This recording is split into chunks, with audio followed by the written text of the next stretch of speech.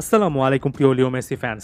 Lionel মেসির আরও একটা দুর্দান্ত, অনন্য, অসাধারণ, রীতিমতো চোখের শান্তি মনের শান্তি টাইপের পারফরমেন্স, যেটা ইন্টার মায়ামির হয়ে তাদের ক্লাব ইতিহাসে প্রথম লিগ টাইটেলটা নিশ্চিত করেছে, যেটা সাপোর্টার শিল্ড নামে পরিচিত। অনেক বিষয় নিয়ে বিশ্লেষণ করার ব্যাপার আছে।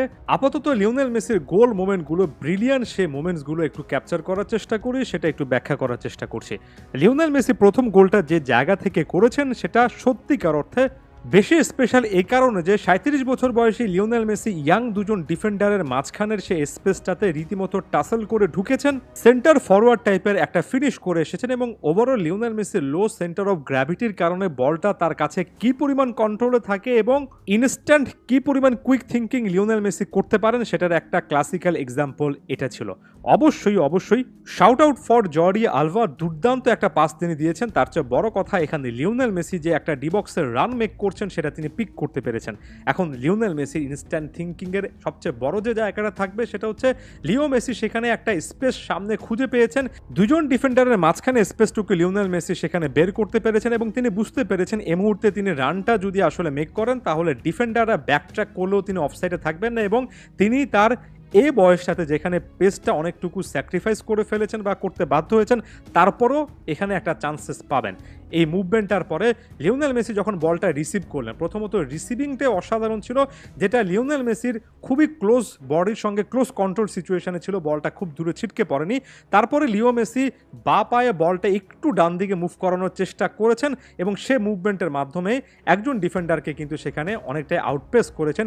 সে ডিফেন্ডারটা বলটা ক্লিয়ার করতে গিয়ে লিওনেল মেসির পায়ে মেরেছেন, এখানে কিছুটা হলেও ভাগ্যের ছোঁয়া ছিল।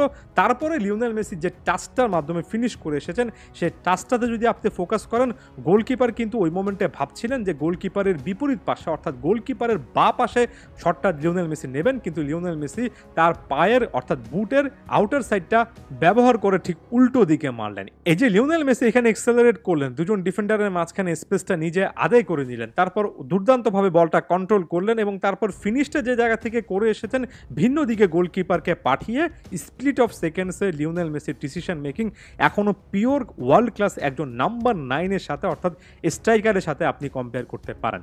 ফ্রিকিকে লিওনেল মেসি বড় মতো অসাধারণ, তবে ফ্রিকিক সম্পর্কে অর্থাৎ দ্বিতীয় গোলটার ক্ষেত্রে ওই যে ম্যাচ অ্যানালাইসিস ভিডিওতে বলেছে, আমার কাছে মনে হচ্ছিল যে এটা লিওনেল মেসি সহজার টেরিটরি না, বরঞ্চ ডিবক্সের রাইট এজে যদি লিওনেল মেসি বলটা পেতেন অর্থাৎ ডান সাইডের দিকে পেতেন তাহলে হয়তোবা সেখান থেকে ফ্রিকিকটা আরও বেটার নিতে পারতেন। তবে লিওনেল মেসি সকলকে এমন সিচুয়েশনে ভুল প্রমাণ করেন, একেবারে পিন পয়েন্ট অ্যাকুরেট একটা ফ্রিকিক নিয়েছেন এবং এখানে আসলে ফ্রিকিকটা যদি আপনি দেখেন গোলকিপারের করার কোনো কিছু ছিল না।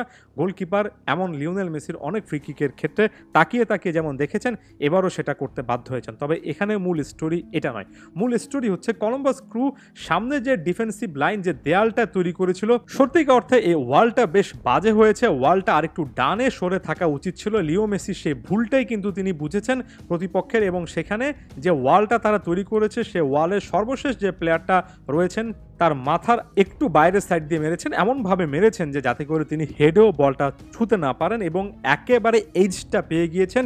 গোলের একেবারে রাইট সাইডটা তিনি কিন্তু এখানে টার্গেট করেছেন। এখানে ওয়ালটা যদি আরেকটু ডানে সরে থাকতো লিওনেল মেসির এই শটটা হয়তোবা ঠেকানো যেত। তার চেয়ে বড় কথা লিওনেল মেসি ক্লিয়ার কাট ভাবে পোস্টের ওই এজটা হয়তোবা দেখতে পেতেন না এখানে দাঁড়িয়ে। ফ্রিকিকটা আমার কাছে অসাধারণ এই কারণে যে লিও মেসি এখানে যে একটা বাজে ওয়াল প্রতিপক্ষ ভুলবশত তৈরি করেছে সেটার একটা খেসারত তাদেরকে উপহার দিয়েছেন, একেবারে শাস্তি দিয়েছেন বলা চলে।